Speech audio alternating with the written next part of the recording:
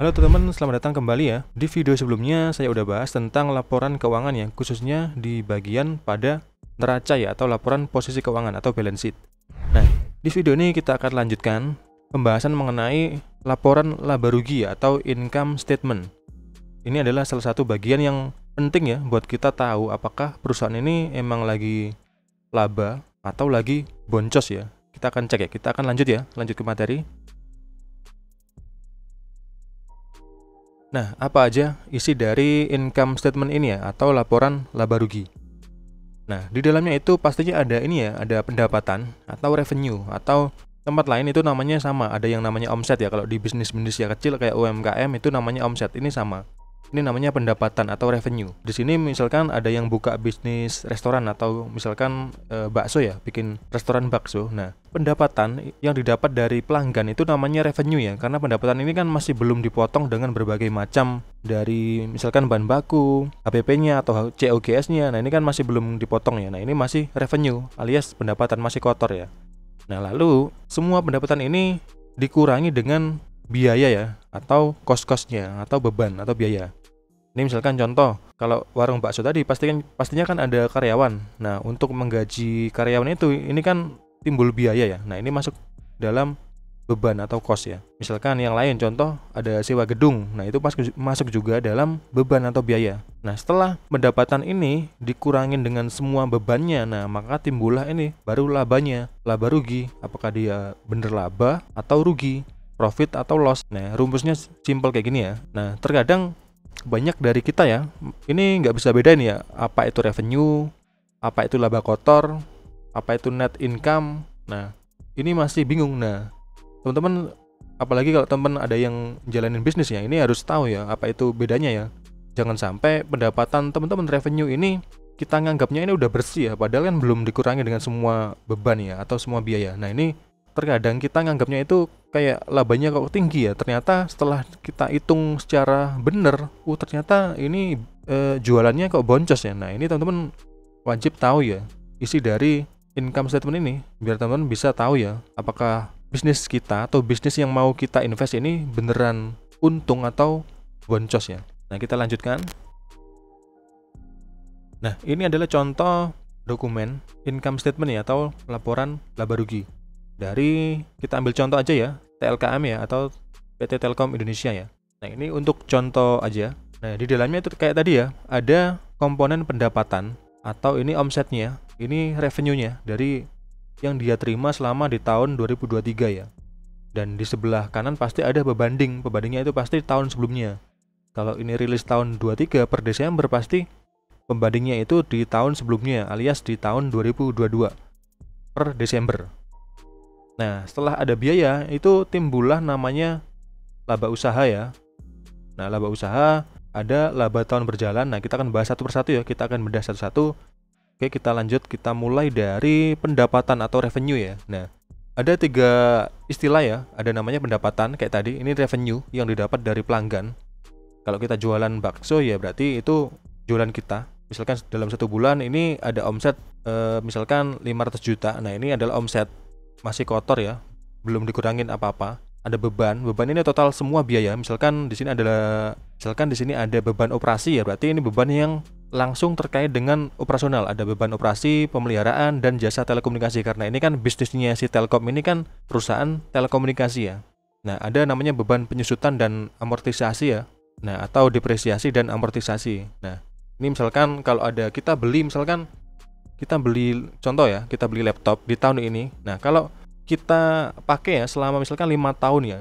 Nah, dalam 5 tahun ke depan ini kan nilai si laptop ini kan udah nggak sama dengan waktu kita beli ya. Pasti nilainya kan ini menyusut ya, atau depresiasi. Nah, ini dimasukkan dalam beban ini, penyusutan. Nah, kalau amortisasi ini adalah sama kayak penyusutan, cuman ini yang barang yang tidak berwujud ya. Misalkan software, license, dan lain-lain. Ada juga beban karyawan. Nah, kalau kita bisnis kan misalkan kita punya karyawan, ini kan pasti harus digaji ya.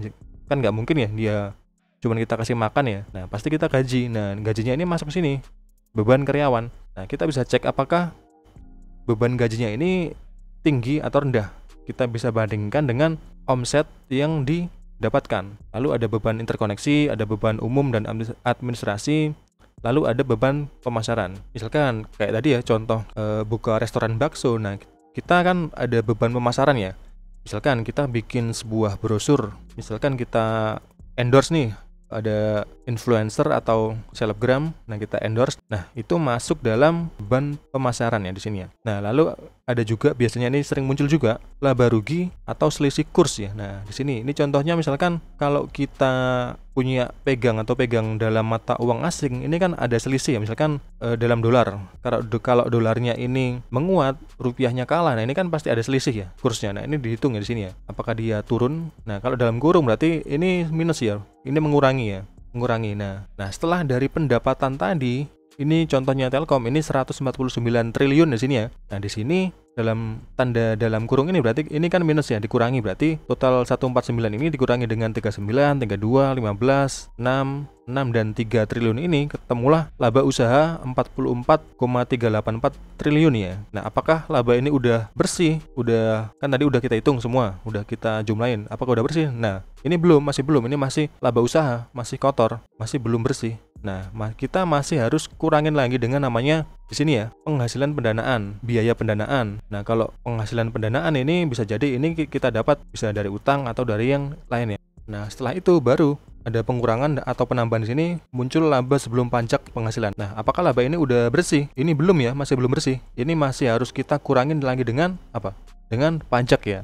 Masih harus disunat lagi oleh pajak di sini ya. Nah, pajaknya ini di total semua pajak penghasilan, pajak. Nah, baru ketemulah namanya laba tahun berjalan. Nah, ini laba yang udah bersih ya dari total aktivitas perusahaan. Nah, ini contohnya PT Telkom ya. Nah, kita lanjut. Nah, tadi kan kita ketemu ya laba bersih ya. Dalam laba bersih tadi ini ada istilah lagi namanya laba rugi atau penghasilan atau rugi komprehensif ya, atau komprehensif lain. Nah, ini apa sih komprehensif ini?